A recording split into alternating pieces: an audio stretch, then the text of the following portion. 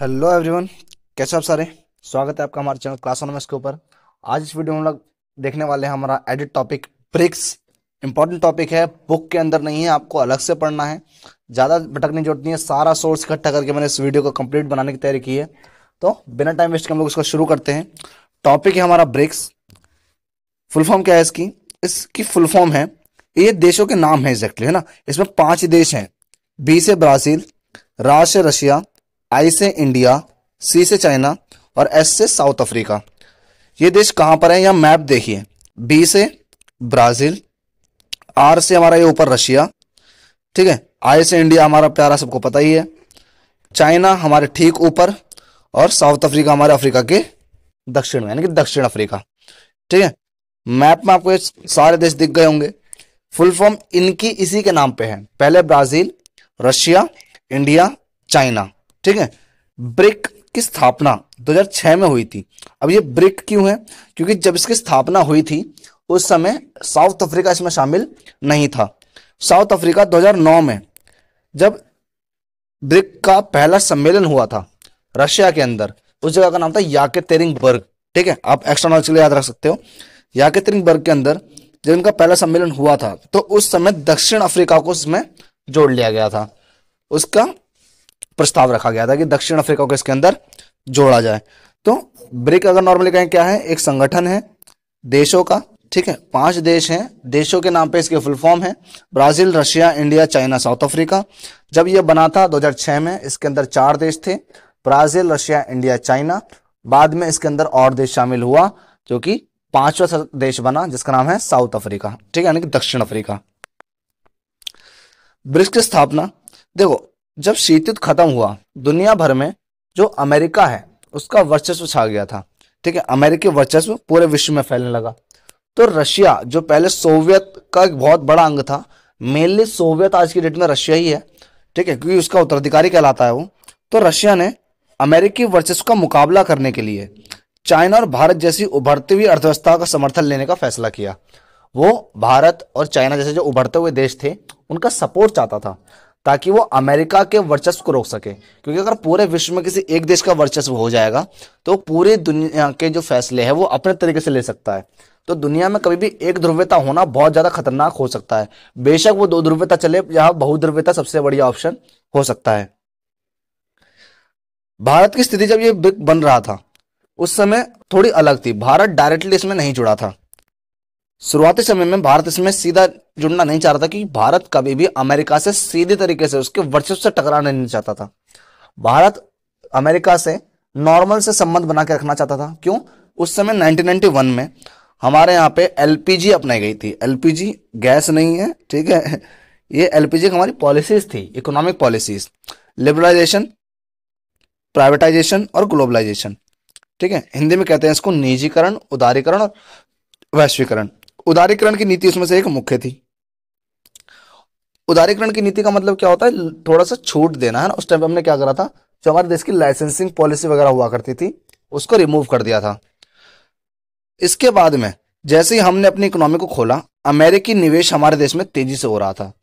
इसलिए भारत प्रत्यक्ष रूप से अमेरिका के खिलाफ खड़ा नहीं होना चाहता था, ठीक है। लेकिन भारत तो इसमें शामिल है, तो ऐसे शामिल हुआ क्यों? तो भारत के शामिल होने का रीजन क्या था? जब अमेरिका ने 21वीं सदी में क्या करा, ईरान पे, ईरान एक देश है हमारा, हमारा नहीं सॉरी पड़ोसी देश है। हमारे पड़ोसी देश में पाकिस्तान है और पाकिस्तान से लग करके ईरान है, ठीक है। ईरान जो है उससे क्या हुआ, ईरान के ऊपर अमेरिका ने प्रतिबंध लगाए और ईरान से हमारा बहुत ज्यादा व्यापार था। हम ईरान से तेल बहुत ज्यादा इंपोर्ट करते हैं, ठीक है। हमारे देश में क्रूड ऑयल यानी कि कच्चे तेल की कमी है, हमारे यहाँ कच्चा तेल प्राप्त नहीं होता है, तो हम लोग ईरान से तेल को सप्लाई करते हैं। लेकिन 21वीं सदी के शुरुआत में अमेरिका ने क्या करा, ईरान के ऊपर प्रतिबंध लगा दिए और प्रतिबंध लगने के कारण पूरे विश्व को ईरान से संबंध तोड़ने पड़ रहे थे। भारत ने उस समय नोटिस किया कि अगर इस तरीके से चलता रहा तो भारत को अपने फैसले अमेरिका से दबकर लेने पड़ेंगे। इस बात को लेकर के भारत ने अपने आप को आजाद करने का एक फैसला किया। भारत नहीं चाहता था कि उसके ऊपर किसी का भी दबाव रहे, किसी के भी वो दबाव में रहे और किसी के भी तरीके से वो फैसले ले। जैसे अमेरिका ने प्रतिबंध लगाया तो भारत के ऊपर क्यों बैन लगेगा, भारत क्यों रुकेगा? तो भारत ने सीधा ब्रिक्स ज्वाइन करने का फैसला कर लिया। है बात समझ में? ठीक। अच्छा, ब्रिक्स बना तो इसके उद्देश्य क्या थे, है ना? ब्रिक्स बनाने का उद्देश्य क्या था? सबसे पहला उद्देश्य तो यही था कि ब्रिक्स के अंदर जो भी सदस्य देश शामिल होंगे उनकी अर्थव्यवस्था को उभारना है। क्यों? जब तक अर्थव्यवस्था ही नहीं उभरेगी तो अमेरिका से कंपीट कैसे करोगे? अर्थव्यवस्था को उठाना, अर्थव्यवस्था का दबदबा बनाना, ठीक है। अंतर्राष्ट्रीय अर्थव्यवस्था और अपनी आर्थिक स्थिति में सुधार लाना। अंतर्राष्ट्रीय अर्थव्यवस्था जो है, हमारी जो इंटरनेशनल इकोनॉमीज हैं और अपनी आर्थिक स्थिति, जो हमारी इकोनॉमिक कंडीशंस हैं, जैसे भारत को अगर देखा जाए तो आज भी कई देश गरीब देश मानते हैं, और भारत बेशक दुनिया में 5वें नंबर पे इकोनॉमी के मामले में, लेकिन पॉपुलेशन ज्यादा होने की वजह से हमारी जो ग्रोथ है इतनी ज्यादा अभी तक नहीं हो पाई है। तो उस इकोनॉमिक स्थिति को सुधारना, ठीक है। अंतर्राष्ट्रीय अर्थव्यवस्था बनना। भारत एक ऐसा देश है जिसके संबंध चाइना से अच्छे नहीं है ना? आपस में जो थोड़े मतभेद हैं उनको निपटाने का काम इसका उद्देश्य है। आपस में राजनीतिक, आर्थिक और सुरक्षा सहयोग करवाना भी इसका काम है, कि आपस में ये सारे देश सुरक्षा के लेकर के, आर्थिक स्थिति को लेकर के, आर्थिक मदद को लेकर के, ठीक है, और राजनीतिक रूप से एक दूसरे को सहयोग करें, सपोर्ट करें, ठीक है। ये देश घरेलू और साझा चुनौतियों को आपसी सलाह द्वारा सुलझाने का फैसला करें और प्रयास करें। मतलब ये जो हमारे विवाद है, जैसे चाइना से हमारा विवाद है अक्साई चीन को लेकर के, हमने पहले की वीडियोस में कवर किया है, अरुणाचल प्रदेश को लेकर के, ठीक है, तिब्बत को लेकर के थोड़ा सा मुठभेड़ है, और भी कुछ बातचीतें हैं जिसकी वजह से हमें क्या है, चाइना से विवाद है। जैसे हमारा CPEC, CPEC है ना, चाइना पाक इकोनॉमिक कॉरिडोर, हमने पढ़ा था इसके बारे में। तो इन सब चीजों को लेकर के चाइना और भारत के बीच में विवाद है।